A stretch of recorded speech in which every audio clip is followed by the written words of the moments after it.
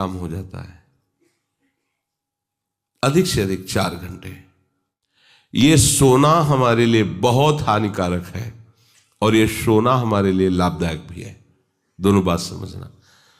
जिसका स्वभाव बन जाता है कि जहां बैठे वहीं सो गए, जहां बैठे, ऐसा हमने देखा है। बैठे 2-4 मिनट जहां एक घोंटा बजने लगे, ये क्या है? ये दलिद्र क्यों? अरे तुम साधक हो, ये दलिद्रता क्यों? क्या यही उपासना में तुमने सिद्धि प्राप्त की है? जहां बैठ जाओ वहां तुम लड़खड़ा गए, लार बहने लगी, सोने लगे, घोटा बजने लगे। ये दलिद्रता है, ये तमोगुणी है। ऐसा नहीं। एक बार नींद को समय दिया है, 3 घंटे 4 घंटे, आ जाए तो आ जाए, नहीं उसको निमंत्रण नहीं देना, राधा राधा राधा, और जग कर फिर वैसे ही अपनी दिनचर्या। कोई भी फर्क नहीं पड़ना। आप अभ्यास कीजिए, कोई फर्क नहीं पड़ेगा। कई दिन बराबर जगने पर भी आपकी दिनचर्या पे कोई फर्क नहीं पड़ेगा। जो अपना स्वभाव बिगाड़ रहे हैं, वो अपना नाश कर रहे हैं। अधिक पड़े हैं, सो रहे हैं, ये ठीक बात नहीं है। बार बार जो अधिक पड़े रह करके सोने का अभ्यास किए हैं, वो कहीं भी रहे, उनको बार बार नींद सताएगी। पड़े रहने में जिनको सुखानुभूति हो रही, सोने में जिनको सुखानुभूति हो रही, वो भजन क्या करेंगे? जो ज्यादा नींद लेते हैं उनकी गाढ़ नींद कभी नहीं होती है। मतलब अब सो चुके, थक गए, ऐसा नहीं आएगा। उनको बहुत प्रकार से विघ्न पड़ने लगते हैं, स्वप्न आदि आने लगते हैं, नींद का स्वरूप लंबा हो जाता है, 10 घंटे 12 घंटे। हमको एक ने बताया था कि हम केवल भोजन के लिए उठते हैं और अपने कमरे में ही पड़े रहते हैं, 18 घंटे वो सोते हैं। वह क्या जीवन आपका है? ये जीवन है? सोना बहुत हानिकारक है। अरे हम परमार्थ के पति के जितनी बार नाम जप कर लिए वो हमारे बैंक में जमा हो गया। सो के क्या बर्बाद करना है? 3 घंटे 4 घंटे, इसके 5-6 घंटे वो उनके लिए है जो बहुत श्रम परायण है, परिश्रम करते हैं शरीर से, साधक के लिए नहीं। 3 घंटे पर्याप्त है। आप अभ्यास करके तो देखिए, 3 घंटे में आपको बिल्कुल 24 घंटे के लिए तृप्ति मिल जाएगी। हाँ बिल्कुल ठीक है, अभ्यास कर लीजिए। दिन में लेटे रहने पर भी 1 मिनट नींद नहीं। अभ्यास कीजिए। अभ्यास अमृत है और अभ्यास ही मृत्यु है। आपने जैसा अभ्यास कर लिया, अमृत का अभ्यास किया तो अमृत है, और मृत्यु का अभ्यास किया तो मृत्यु है। भोगों का अभ्यास करना, सोने का अभ्यास करना, प्रपंच में अधिक रुचि रखना, ये सब मृत्यु है। नामामृत, लीलामृत, रूपामृत, धामामृत, इसका अभ्यास करो, अमृत है ये। शरीर उसका बहुत सोने पर भी आलस्य से भरा रहेगा। आलस्य के कारण वो भजन में जे ही बैठेगा 2-4 मिनट में ही माला छूट जाएगा और नींद आ जाएगी। ऐसा दर्शन होता है। वो बहुत कोशिश करते हैं, बस ऐसे हो जाते। ये कैसे हो गया? तुम्हारा क्या अभ्यास है? ऐसे कैसे कोई हम पे ऐसे कैसे हावी हो सकता है? कोई हमारे ऊपर ऐसा कैसे शासन कर सकता है? चाहे नींद हो या काम हो या क्रोध हो, आप क्या हो? आप समझो, आप भगवान के अंश हो और आप इतना अधीन होते चले जा रहे हैं शरीर के। सत्संग हो रहा है, आप मुंह बगाड़ के सो रहे हैं। कीर्तन हो रहा है, आपको झटके नींद के आ रहे। धिक्कार है आपको जीवन को। आप साधक हो, आप उपासक हो, ये क्या हो रहा है? जहां आपको संपूर्णतया सावधान होकर चैतन्य रहना है, वो आप सो रहे हो। कैसी आपकी दिनचर्या, कैसी आपकी साधना है? आप हो क्या? विचार करना चाहिए। डांटने की विषय नहीं है, कोई तुम्हें जगाए विषय नहीं है। भगवत कृपा से जीवन में कभी अलार्म नहीं बजाया कि हमको इतने बजे उठना है, पता नहीं उठ पाए कि ना उठ पाए। अभ्यास योग युक्त चेतसा नान्यगामिना। ऐसी स्थिति हो कि हम उठ ना पाए तो बात अलग की है। नहीं, बख्शना नहीं इस शरीर को, अब भाई हमें चलो हम नहीं आ रहे, ऐसा नहीं। अगर सांस है, दम है, बिल्कुल इसको बख्शना नहीं।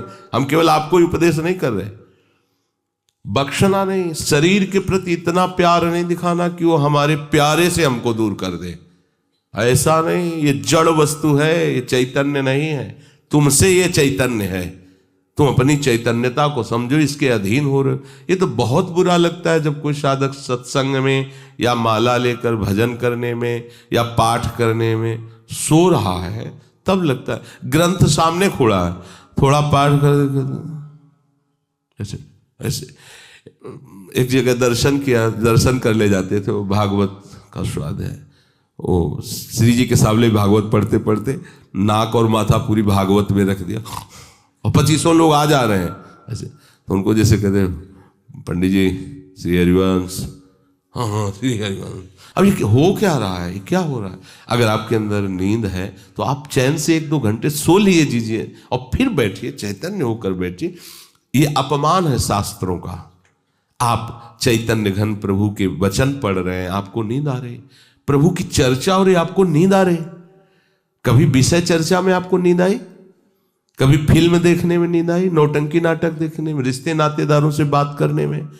रिश्ते नातेदारों, आपका लड़का विदेश में रह रहा हो, उसकी कोई बात बता रहा हो, आपको नींद आएगी? नहीं आएगी। लेकिन अपने परम प्राण स्वरूप आत्म स्वरूप श्री प्रियालाल की चर्चा हो रही, आपको नींद आ रही है। अब हो क्या हो, जरा विचार करके देखिए। तो ये आलस्य के कारण उसके भजन में भारी बाधा हो जाएगी। उसका योग कभी सिद्ध नहीं होगा जो अधिक सोता है। सबसे प्रार्थना है आप अपने लिए नींद का समय निश्चित करें अपने हिसाब से, शरीर का परिश्रम देख करके। अब जैसे जो उपासक रात भर सेवा में लगे रहते हैं, हम उनके लिए कहेंगे कि चाहे दिन हो चाहे रात हो, आप 4-5 घंटे आराम से सोइए। प्रार्थना है कि सोइए, क्योंकि आप जवान साधक हैं, सोएंगे तो आपकी इंद्रियां फिर भजन में लगेंगी। आप अपने को देखिए, यदि आप कोई सेवा बल वाली नहीं करते हैं तो 4 घंटे से ज्यादा आप नहीं ले। अच्छा उपासक 3 घंटे में हो जाता है। अब आप लोग देख लीजिए, अपनी एक दिनचर्या में नींद का समय आप निश्चित कीजिए, और जो निश्चित कीजिए उसे कम से कम 10 वर्ष तो निभाइए। यहां 2-4 दिन में दिनचर्या बदल जाती है, ऐसे नहीं होना। साधु का ऐसा नहीं होता। कुछ नियम लो तो 10-5 वर्ष तो चलो, 2-4 दिन में सब फिसल जाते हो, क्या फायदा है? एक नियम लो, हम इतने घंटे सोएंगे, हम छूट देते हैं आपको। आप अपने आप ने नियम लो कि हमारा इतने घंटे में हो जाएगा। उस घंटे को आप लिख लो अपने सामने कि मुझे इतने घंटे केवल सोने के लिए सत्संग में अनुमति है, क्योंकि हमने वहां इतना नियम लिया था। आप ले, बताने की जरूरत नहीं। आपके द्वारा लिया हुआ नियम फिर आपसे कभी नहीं टूटना चाहिए। स्वीकार करो आप अंदर से कि आप इतना सोएंगे, पर लिमिट हम बताए देते हैं। शरीर अधिक श्रमित जो सेवा में होता है 5 घंटे, गृहस्थी है तो 6 घंटे, साधक है 4 घंटे। भजनानंदी को कहना ही नहीं पड़ेगा, 3 घंटे में हो जाता है। इसी के अंतर्गत आप चयन कर लीजिए। 6 से 7 में मत बढ़ना, क्योंकि सत्संगी हो, इतना भारी श्रम तुमसे नहीं होता।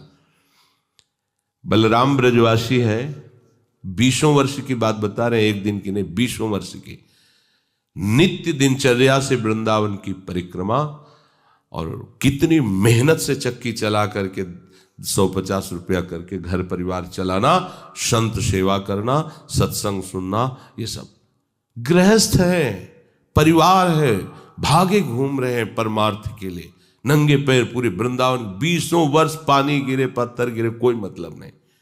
इतनी इतनी एड़ी फट गए एकदम। अब उनको क्या कहोगे? साधु नहीं कहोगे तो क्या कहोगे? ब्रजवासी हैं, रात दिन प्रभु का नाम स्मरण, सत्संग, परिक्रमा सबका, और मेहनत उठा उठा के बोरा भर बेचना, उसमें कहीं 10, 20, 50 रुपया बचा लेना, परिवार का पोषण करना। आपके लिए तो कोई सेवा ऐसी नहीं मेहनत वाली, फिर आप इतना लंबा सफर कैसे सोच सकते हैं?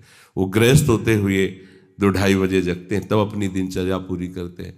हो सकता है रात्रि के 10-11 बज जाते हो, दिन में वो चक्की में रहते, कब सोते होंगे? और 20 वर्ष की दिनचर्या हम उसकी बता रहे हैं।